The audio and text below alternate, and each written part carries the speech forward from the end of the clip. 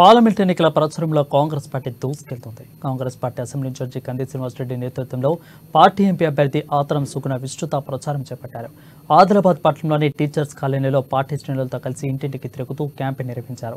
Congress 6 guarantee హామీల పత్రాలను పంచుతూ స్టిక్కర్లు డోర్లు కంటిస్తూ చెయ్యి గుర్తుకే ఓటు వేయాలంటూ ఓటర్లను అభ్యర్థించారు. ఒక పేదింటి బిడ్డకు ఆదివాసీ బిడ్డకు ఒక్క అవకాశం ఇవ్వాలని, వచ్చే పార్లమెంట్ ఎన్నికల్లో కాంగ్రెస్ పార్టీని అఖండ మెజార్టీతో గెలిపించాలని కోరారు.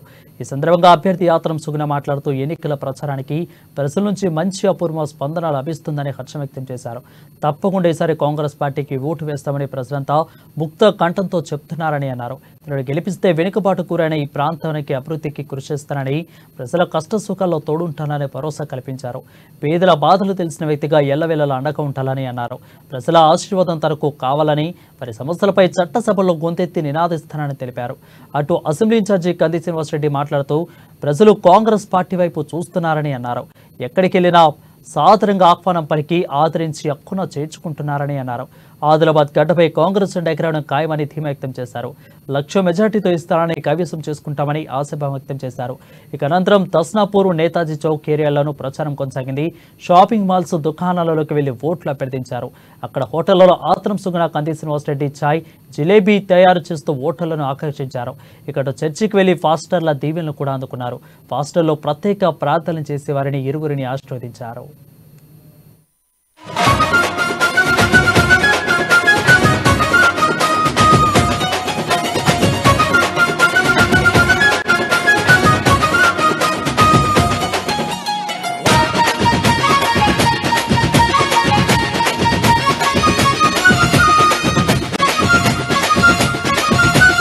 నాయన మరి ఈ యొక్క సమయంలో ప్రార్థన సహకారాన్ని కోరుతూ నాయన కాంగ్రెస్ పార్టీ తరఫున నాయన మరి ఇక్కడ నాయన ఎంపీగా నాయన దాస్తున్నాను సుగుణ గారి కొరకు ప్రార్థన చేస్తున్నాను.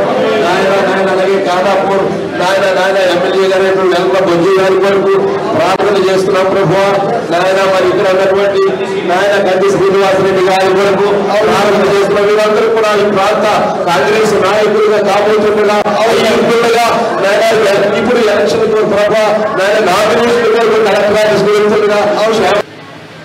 మీరందరూ కూడా ఈసారి ఆత్రం సుగుణకు ఓటేసి గెలిపిస్తే అటు రేవంత్ రెడ్డి అన్న కూడా బలోపేతం అవుతారు. ఇక ఆత్రం సుగుణక్క ఇద్దరు కలిసి మన ఆదిలాబాద్ డెవలప్మెంట్ కోసం ఇంకా మరిన్ని ఉపాధి అవకాశాలు, ఉద్యోగ అవకాశాల కోసం కష్టపడతాం. మీ అందరికి ఇప్పటికే ఇక్కడ పనిచేసే వర్కర్స్, కస్టమర్స్ అందరికీ కూడా, మహిళలందరికీ ఉచితంగా బస్సు ప్రయాణం ఇస్తున్నది కాంగ్రెస్ పార్టీ. ఫ్రీగా 200 యూనిట్ల వరకు కరెంట్ ఇస్తున్నది. ఫ్రీగా 500 రూపాయలకే గ్యాస్ సిలిండర్ ఇస్తున్నది.